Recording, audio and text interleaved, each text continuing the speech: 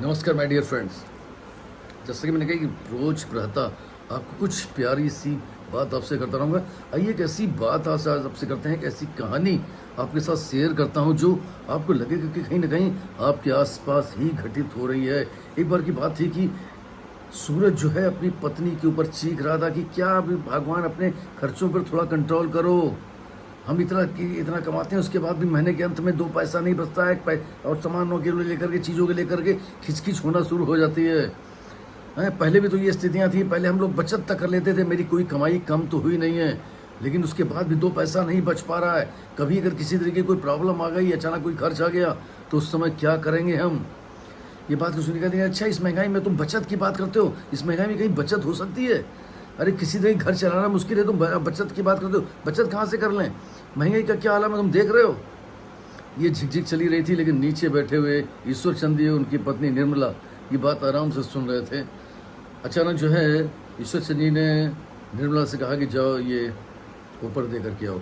एक बिल था जो निर्मला से बोला। निर्मला थोड़ी झिझकी, उनका नहीं जाओ। वो जब जाने लगी ऊपर देने के लिए, तो उस समय जो है रास्ते में सोचती चली जा रही थी। जाते जाते जो है वो उस समय देख रही जब वो एक साथ रहते थे, वो एक साथ रहते थे, बड़े प्रसन्न थे। नीचे सब लोग रहते थे, ऊपर किराएदार रहते थे, किराएदार का कुछ पैसा आता था। और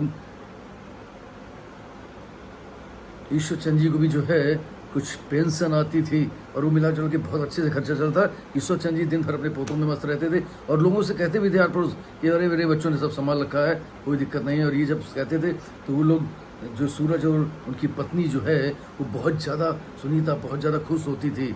और धीरे धीरे ये खुशी धीरे धीरे घमंड में बदलना शुरू हो गई, और स्थिति यही आ गई कि उनको लगने लगा कि सारा खर्चा, सारी चीज़ें हम ही चला रहे हैं। और ये गुरु आते आते एक बार की बात है कि उन्होंने जो है ईश्वर, जो निर्मला जी थी उनकी माँ, वो जो है हर पूर्णमासी के दिन एक ब्राह्मण जोड़े को भोजन कराती थी। और एक दिन सूरज की पत्नी सुनीता ने उनको रोक दिया कि माँ जी ये क्या पाल रखा है, अरे अब तो छोड़िए ना, बहुत हो गया। अब हर बार जो है ये एक जोड़े को भोजन कराने की बेहद का खर्चा होता है, आप इस चक्कर में क्यों पड़ती हैं। और ये बात जब उन्होंने कही तो निर्मला जी चुप तो हो गई, लेकिन जा करके चुपचाप जा करके उस मंदिर में जिस जोड़े को उन्होंने बुलाया था ब्राह्मण दंपत्ति को, उनको जाकर कुछ पैसे दे जाती हैं भोजन के लिए। ये देख जानकारी जो है सूरज को कहीं से लग जाती है, और सूरज को जानकारी लग जाती है तो क्या सूरज घर आते ही अब बबूला हो जाता है कि आप तो पिताजी सिर्फ फिजूल खर्चा करना चाहते हैं, हम कितना कमाएं, आखिर कैसे कैसे घर चलता है, आप समझते ही नहीं हैं। तो तुरंत जो है ईश्वर चंद जी ने कहा कि ये गलत फहमी मत पालो कि तुम खर्चा चला रहे हो, और अगर तुम्हें ऐसी गलत फहमी तो आज ही अलग हो जाओ। मैंने कहा हाँ मैं भी अलग हो जाता हूँ, क्यों नहीं अलग हो जाऊँगा, मैं इतना बोझ नहीं झेल पाऊँगा। तुरंत जो है ईश्वर चंद जी ने ऊपर के किराएदार को इंस्ट्रक्शन दिया कि खाली करो। कुछ दिनों में ही किराएदार ने खाली कर दिया। जैसे ही खाली कर दिया उन्होंने सूरज को ऊपर शिफ्ट कर दिया, नीचे आराम से रहने लगे। उनके पास पेंशन आती थी, आराम से खर्च करते थे, मस्त रहते थे। अब जो है ये जब निर्मला जी तब तक ऊपर पहुंच जाती हैं, दरवाज़ा नॉक करती हैं, देखा कि निर्मला बैठी, वो उनकी सुनीता बैठी हुई थी। सूरज आके दरवाज़ा खोलते हैं, उस सूरज के सामने बिल दे दी थी। सूरज देखती है, अरे बिल करेगी मम्मी, तुम उम्मीद क्या आश्चर्य कर रही हो, अब बिल भी मैं जमा करूँगा और ये भी 7,000 का बिल। इतना कहेगी कि आप मम्मी समझती नहीं चीज़ों को।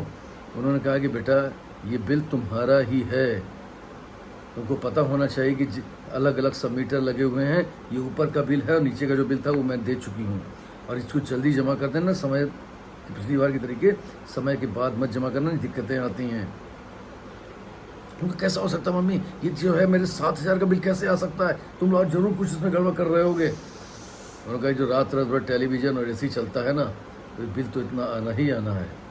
फजूल खर्ची के बाद में परेशान होते हो तुम लोग, थोड़ा संयम करो।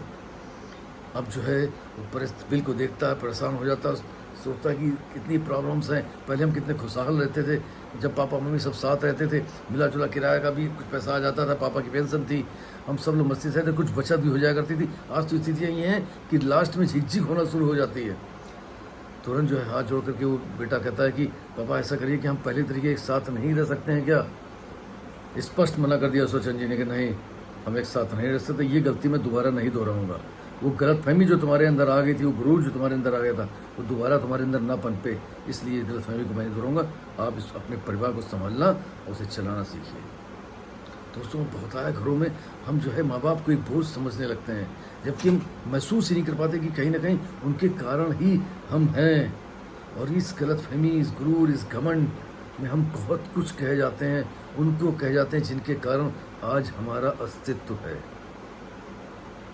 दोस्तों, पेंशन आ रही है या पेंशन नहीं आ रही है, पैसा है उनके पास या नहीं है, लेकिन जिन माता पिता ने बचपन में अपना पेट काट काट के, अपने शौक फैशन कम करके, अपने लिए कपड़े न बनवा के तुम्हारे लिए, अपने लिए बाजार में अच्छा खाना ना खा के तुम्हारे लिए, अपना पेट काट करके तुम्हारे लिए खिलौने, तुम्हारी हर ख्वाहिशें, तुम्हारी हर पढ़ाई पूरा किया है, आज आपकी जिम्मेदारी।